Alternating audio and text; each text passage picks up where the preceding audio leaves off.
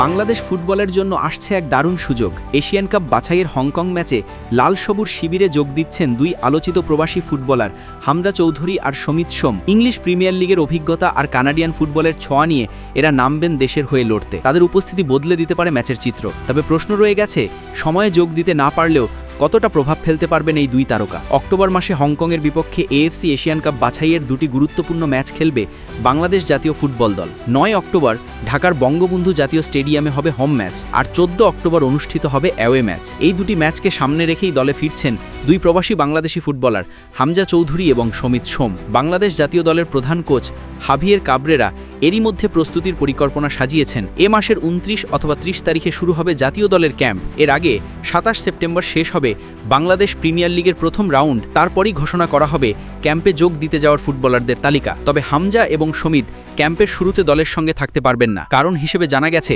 হামজার club Leicester সিটির একটি গুরুত্বপূর্ণ ম্যাচ আছে 4 অক্টোবর। অন্যদিকে সমিতের ক্লাব কানাডার কাভালরি এফসির ম্যাচ আছে 5 অক্টোবর।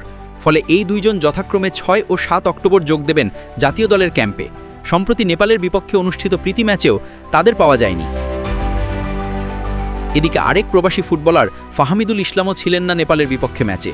সেই সময় তিনি অনূর্ধ্ব 23 দলের হয়ে ভিয়েতনামে খেলেছেন এএফসি এশিয়ান কাপ বাছাই ম্যাচ। তবে এবার তাকে জাতীয় দলের ক্যাম্পে শুরু থেকেই উপস্থিত থাকতে বলা হয়েছে বাংলাদেশ ফুটবল ফেডারেশন বাফুফে থেকে। যদিও তিনি এখনও চূড়ান্তভাবে জানাতে পারেননি কবে যোগ দেবেন। জানা গেছে, ক্লাবের সঙ্গে আলোচনা করে 1-2 দিনের মধ্যে তার সময়সূচি নিশ্চিত করা হবে এবং সে অনুযায়ী বিমান টিকিট পাঠানো হবে। বাংলাদেশ এরই মধ্যে এশিয়ান কাপ বাছাইয়ে 2টি ম্যাচ খেলেছে।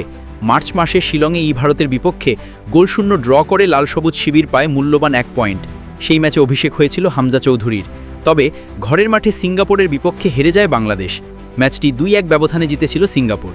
এখন পর্যন্ত গ্রুপের পয়েন্ট টেবিলে শীর্ষে আছে সিঙ্গাপুর 2 ম্যাচ থেকে 4 পয়েন্ট নিয়ে। সমান পয়েন্ট পেয়েছে হংকংও, তবে গোল ব্যবধানে পিছিয়ে আছে তারা। বাংলাদেশও ভারতের ঝুলিতে আছে 1 পয়েন্ট করে। গোল গড়ে বাংলাদেশ আছে 3 নম্বরে, ভারত 4-এ। আগামী নভেম্বরের 18 তারিখ ঢাকায় ভারতের বিপক্ষে ম্যাচ এবং আগামী বছরের 31 মার্চ সিঙ্গাপুরের বিপক্ষে অ্যাওয়ে ম্যাচ দিয়েই শেষ হবে বাংলাদেশের বাছাই অভিযান। তাই অক্টোবরের হংকংয়ের বিপক্ষে ম্যাচ দুটো হতে চলেছে অত্যন্ত গুরুত্বপূর্ণ। হামজা ও সমিত যোগ দেওয়ায় দলের শক্তি বাড়বে বলে আশাবাদী কোচ কাবরেরা। তবে শেষ পর্যন্ত মাঠে তাদের পারফরমেন্সই বলে দেবে বাংলাদেশ কতটা এগোতে পারবে এই মিশনে।